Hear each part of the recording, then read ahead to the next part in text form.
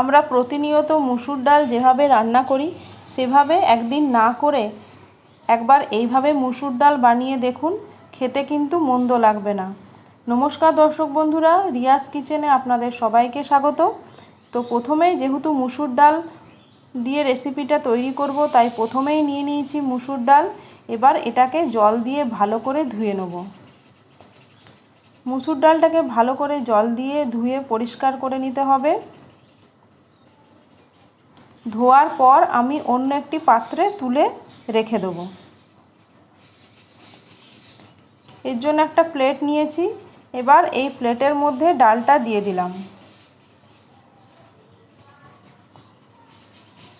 এরপর আমি একে একে অন্যান্য উপকরণগুলো দিয়ে দেবো। প্রথমেই আমি আলু ভাজার মতন আলুগুলো কেটে রেখেছি, সেটা দিয়ে দিলাম।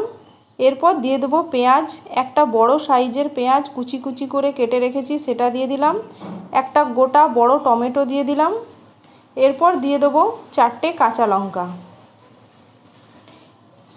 এই রেসিপিটা আপনারা বাড়িতে বানিয়ে দেখুন, মন্দ লাগবে না। এরপর একে একে গুঁড়ো মশলাগুলো দিয়ে দেবো। সবার প্রথমে দিয়ে দিয়েছি নুন, এরপর দিয়ে দেবো হলুদ গুঁড়ো, জিরে গুঁড়ো, কাশ্মীরি লাল লঙ্কা গুঁড়ো, তারপর দিয়ে দেবো 2 চামচ মতো সর্ষের তেল। এরপর সমস্ত কিছু ভালো করে চটকে মেখে নেব। খুব ভালো করে মেখে নিতে হবে। তারপর 15 মিনিট রেখে দেবো। অন্যদিকে ডিমটা ভেজে নিই, তাই কড়াইয়ে সর্ষের তেল গরম করে এর মধ্যে আমি 2টো ডিম দিয়ে দেবো। এরপর ডিমের ভুজিয়া বানিয়ে নেব। এখানে আমি 2টো ডিমই ব্যবহার করেছি, আপনারা চাইলে এর থেকে বেশিও নিতে পারেন। রেসিপিটি ভালো লাগলে লাইক, শেয়ার ও কমেন্টস করতে ভুলবেন না এবং অবশ্যই চ্যানেলটিকে সাবস্ক্রাইব করবেন। অল্প একটু নুন দিয়ে দিলাম। এরপর ভালো করে ভুজিয়াটা বানিয়ে নেব এবং অন্য একটি পাত্রে তুলে রেখে দেবো।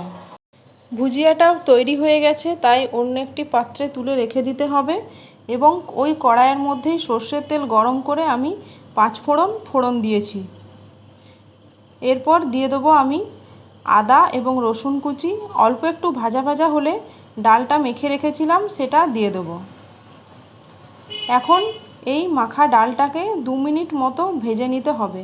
ঠিক 2 মিনিটই ভেজে নিলে যথেষ্ট, হাই ফ্লেমে বেশি ভাজার দরকার নেই। 2 মিনিট ভাজা হয়ে গেলে এখন এর মধ্যে জল দিয়ে দিতে হবে। আমার ভাজা হয়ে গেছে, পরিমাণ মতো জল দিয়ে ঢাকা দিয়ে দিলাম। তারপর লো মিডিয়াম হিটে এই ডালটাকে ভালো করে সেদ্ধ করে নেব। সেদ্ধ হয়ে গেছে, এখন এর মধ্যে ধনেপাতা কুচি ও ডিমটা দিয়ে দিয়েছি এবং স্বাদ মতো চিনিটা দিয়ে দিলাম। এই ডালটা খেতে কিন্তু অপূর্ব লাগে। তো ডালটা আমার তৈরি হয়ে গেছে। এখন আমি একটু আপনাদের টেস্ট করে দেখাচ্ছি। তো আমি একটা রুটির সাথে এটাকে টেস্ট করে নেব।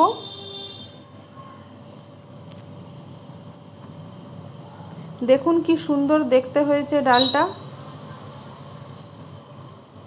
এইভাবে আপনারা বাড়িতে অবশ্যই ডালটা রান্না করে দেখুন, কি মন্দ লাগবে না। খেতে কিন্তু অসাধারণ, অল্প কয়েকটা উপকরণ দিয়েই ডালটা তৈরি হয়ে যাবে।